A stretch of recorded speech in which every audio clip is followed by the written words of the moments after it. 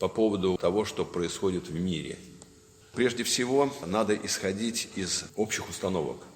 Одна из них – это то, что Бог хочет, чтобы все спаслись. Мы находимся в состоянии удобопреклонности к греху, и у нас главный вопрос – спасения.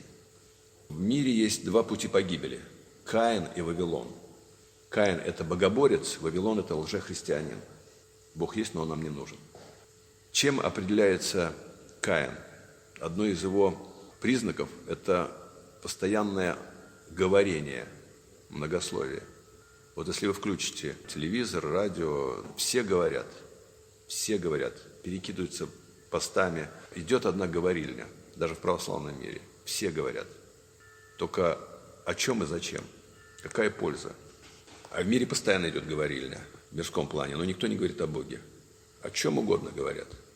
О воспитании, не зная, как воспитывать. Об образовании, не зная, как образовывать. Об обучении, совершенно не зная, как обучать. И мы слушаем вот это. В чем опасность этого многословия и говорения?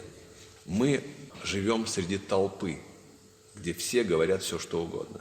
И в этой толпе очень сложно, если даже невозможно, найти того, кому надо слушать.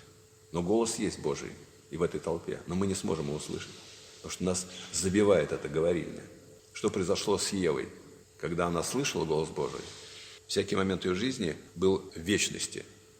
И вот когда перебил ее другой вот звук, шип вот этот вот, змей с именем Нахаш, который переводится как посторонний звук, она отвлеклась, и тогда пошел уже разговор на тему «будете как боги».